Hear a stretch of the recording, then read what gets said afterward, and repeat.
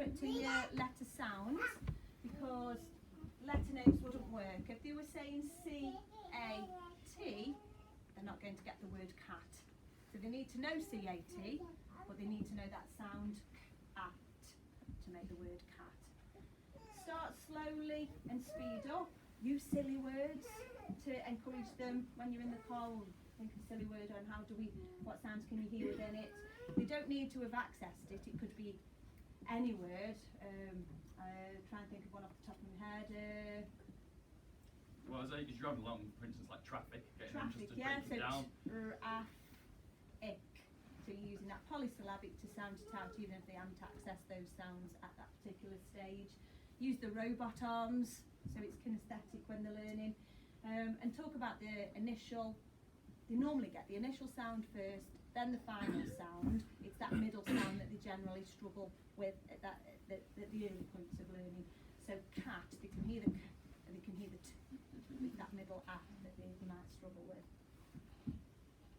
So in the phonics lesson, right, are you ready? I'm going to, you can all read it. Go. B-l-e-nk. Get ear. Yeah, and ch. It's just you having that time to just think about how I can break down this word. Okay.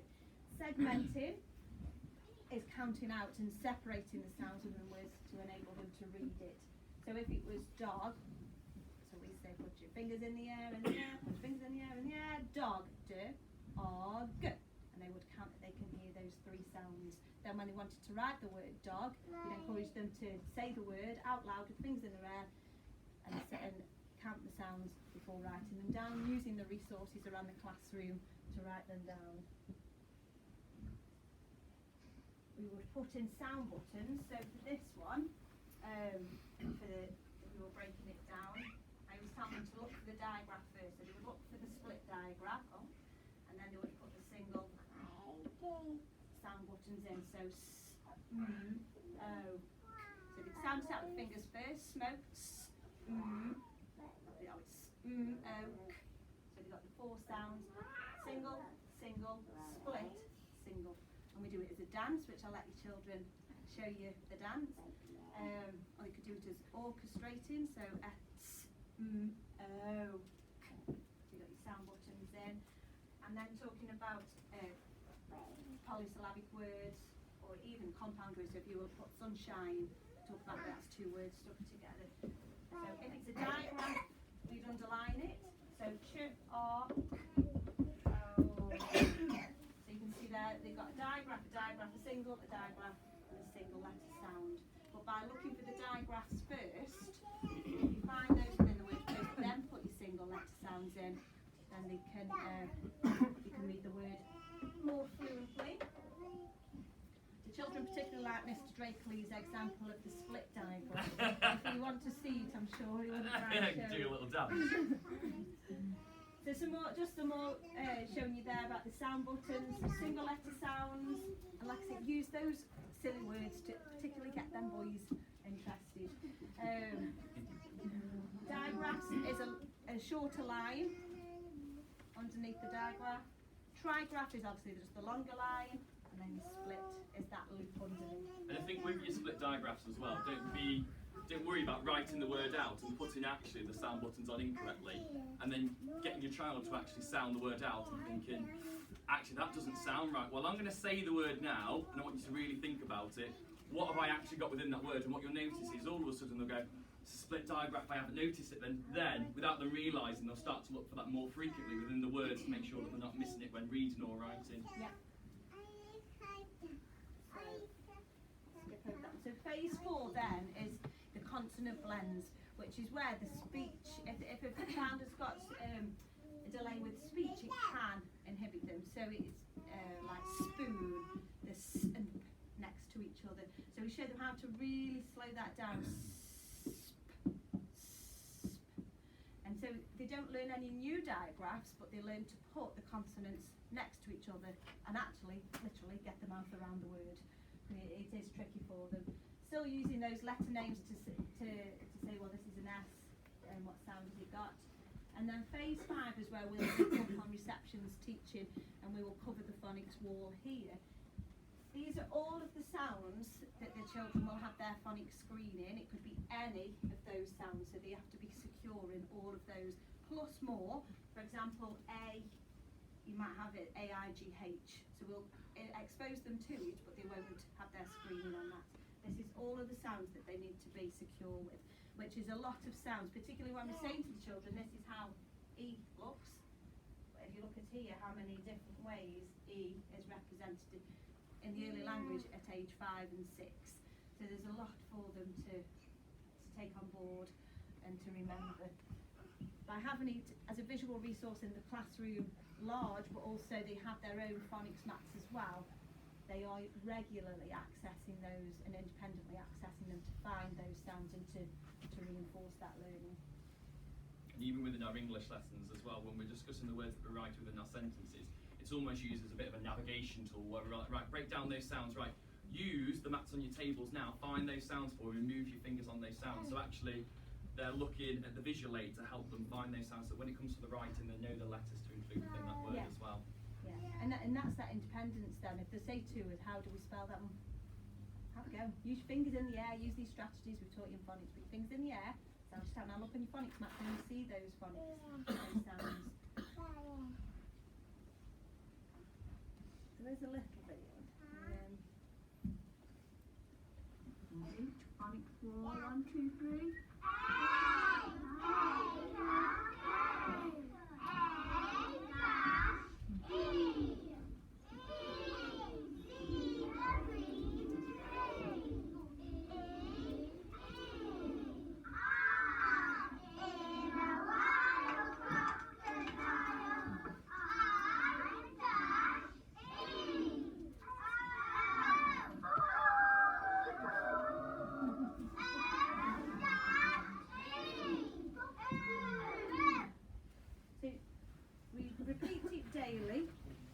Reinforcement and that revisit part of the phonics lesson, but they're all engaged and we have a bit of competition who's louder, Mr. Drakeley's or ours, and poor year 2 are having intervention in the middle area here, we're having to work with the fingers in their ears.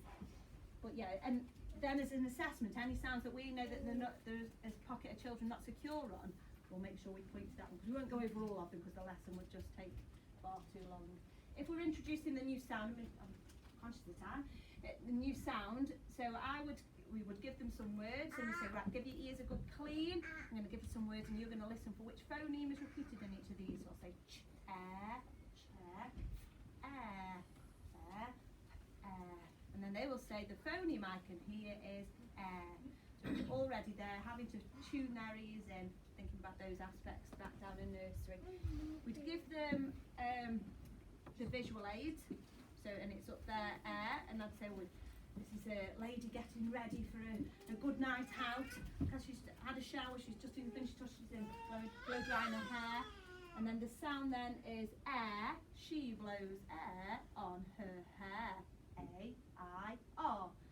So we're teaching them the sound, giving them a visual clue and a chant to remember it by, so that when they want to write anything with air in it, they know that they can look up there and copy it down.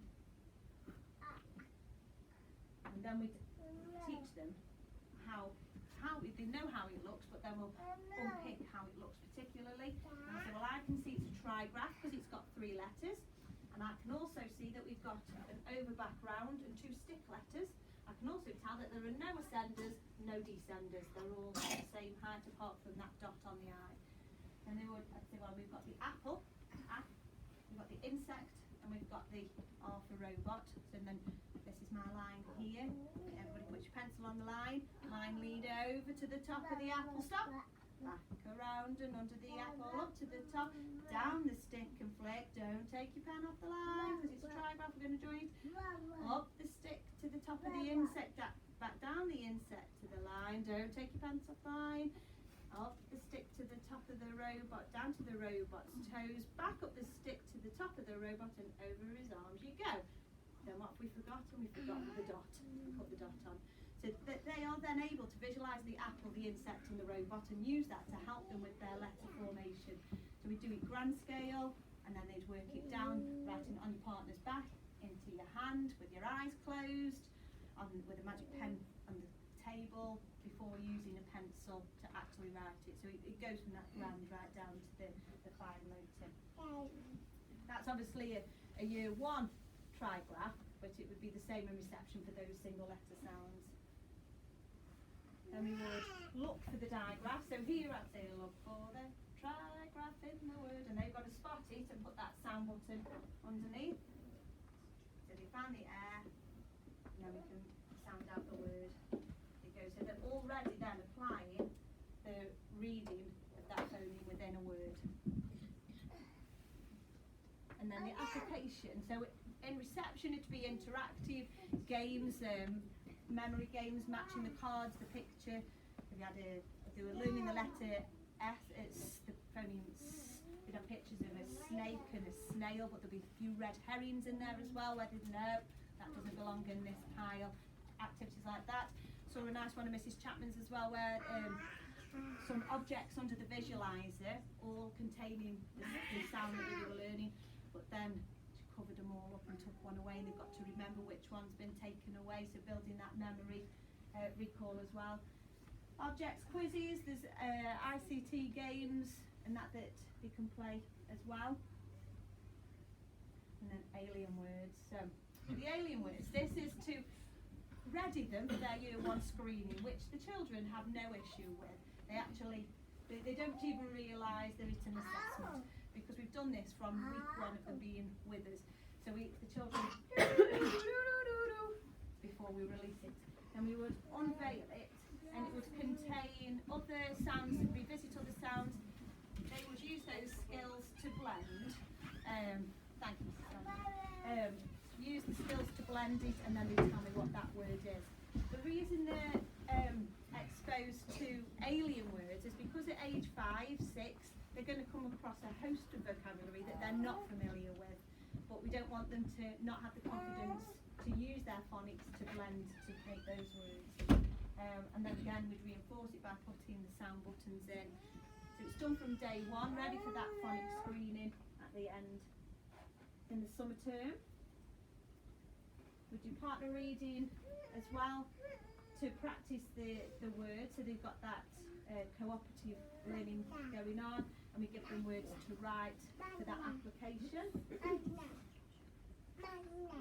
Tricky words is the words that are just on the wall here, that are non-phonetic at their point of learning, the size that they're at. So 1, we would talk about how many letters are in the word, how many ascenders, descenders, how many are the background. Well, if I take that one away, what does it say? If I said it backwards, what would it say? So just exploring the word. We then say take a photo of the word with your eyes. We just make it disappear, and they look up at a blank. Then I say, well, count the letters. How many letters can you see in that word? So they count them. What was the letter number 3? E. What was letter number 1? O. What was the letter in the middle? N. Can you spell it for me now? O-N-E. Can you spell it backwards? E-N-O. And they can do that even with the word because. If they really unpick it and look at it and then visualise it, they can spell it backwards as well before even writing it down. We get them to write it with their eyes closed so that they've got that visual memory of it. Alongside that as well, with the tricky words, we also have various songs as well to help support them. So obviously getting that rhythm of clapping out the words, just help them clapping out the letters, putting together as the word. And as silly as it seems as the writing, you'll hear sometimes some of the children, the word have, H-A-V-E, have, and then next thing you know, they'll just be writing away. And you think actually that song has helped them, and it's stuck in their head because it's not phonetically decodable, but they're using those tools that we provided with them to help them write. Songs are just so valuable, aren't they, for their learning? That retain can't quite now, but you can remember so much more information if it is in song. And with that there, so we wouldn't say it's on air, because on air. I'd say it's on air. What does that say? And just play that bit of devil's advocate with them. Really, it's O-N-E, because we know it's a tricky word. We need to use those letter names. Then we'd put it into whether they read it or whether they write it in a sentence. And this brings me now on to the new phonics reading scheme that we've bought. after a lot of research and different companies coming in. So this is new to you, it's very new to us as well, so please be patient with us as we're trying to set up the best system for it. But the books support the phase of phonics that they are at, so you can see here this one has got the air trigraph within it. And they'll have this, a page of this to read. So we'll be reading this book in school, online, and we'll set it for homework because it's a familiar one for them to read then at home online. Details of the username and passwords will get to you. And they'll also receive another one, but I'm taking Mr. Stealing my Stealing thunder there. thunder, so that'll be on it. Just quickly on assessment, the baseline assessment, so we know where they are and what we need to plug. And then further in the spring term, we'll do a mock phonics like that, so and then we'll send home any gaps so you can support in their gaps at home. Yeah, and then obviously reading is the key to learning. So you'll notice that when we record the reads for fluency in school, it's professional, world class and legendary, which is why we ask them to read the book more than once so that they can enhance moving from professional to legendary, so they are using that expressive language. Super, over to me. Yeah. So, read yours. No, it's all right.